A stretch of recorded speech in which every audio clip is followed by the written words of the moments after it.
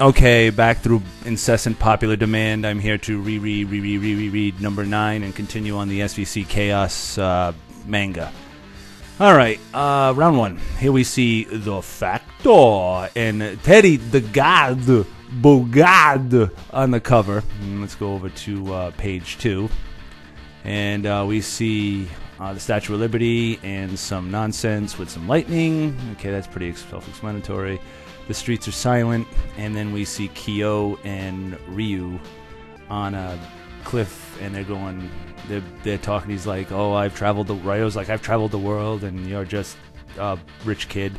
And then he pissed Ryu off, and he ties his bandana, and then baboosh! There's some electricity and some wind, and we don't really know what's going on because I can't read Cantonese. And then here comes the tiger.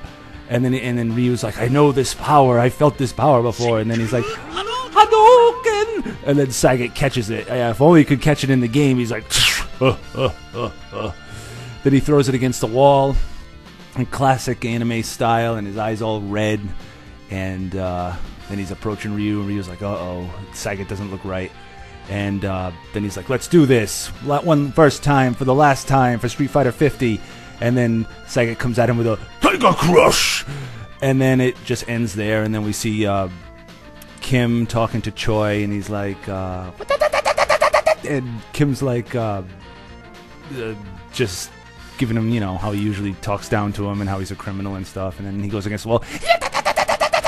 And then he looks and he sees that Vega, and he goes, you are not beautiful. And since Choi's not beautiful and Vega is, he attacks him, and he comes at him with his XIII, I think it's called. And he's like, and then Vega's like, you! And then it's claw to claw, which is exactly the way it should be, because obviously the claw and the claw. So the old man, little Freddy Krueger, is battling the rich nobleman, Italian. What is he? Italian assassin, and then ninja. And he's like, and he comes right at his chest, and then Choi catches Vega's blade, and then he just parries, I guess, or bounces Vega away. Vega's mad. Vega then, it's Balrog. Then Balrog grabs his chest. I like the Japanese names better. He smashes a car, doing some collateral damage, got no respect for anybody else's property. So instantly he's a villain. Choi's doing like a little Choi dance. Dun, dun, dun, dun, dun, dun, dun, dun, and then Balrog jumps at him with some falcon power. You comes at him, and then Choi's doing a flip, and then Vega's coming at him with some spiral attack. Balrog. Then he's doing his little ground roll. More and then he hits Vega in the face. And then Vega goes down from a flurry of attacks. Choi's really pissed off. Balrog then goes flying, and then he hits the wall, and then Balrog's angry, and his eyes are turning red, which I think is that some of those magical unicorn kids are possessing them. Now we turn back to Iori, and Iori's all angry. You got to be angry if you're going to fight. And then he sees Genjuro. I think they fought before, but anyways, he's coming down the stairs.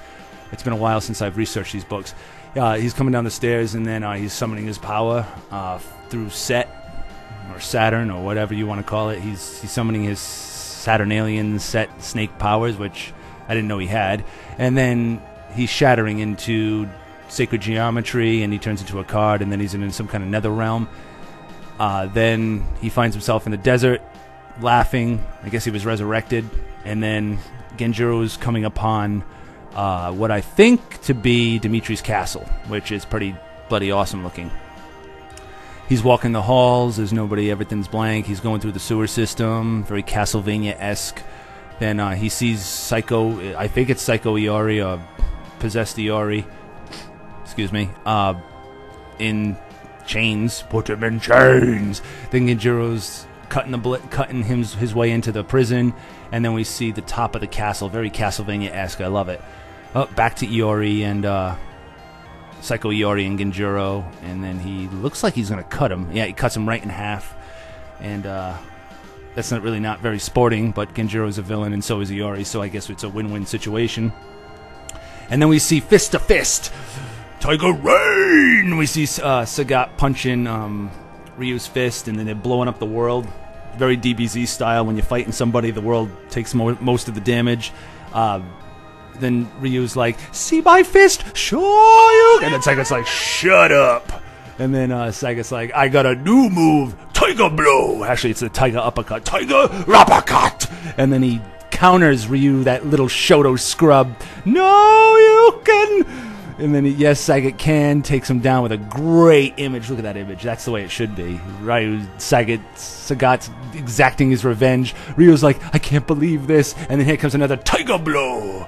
And then it turns to Geese and Dimitri. I don't know how the hell they got together on the top of the castle, but Geese, I'm sure, is something like, let's get it on. Actually, that's Guile.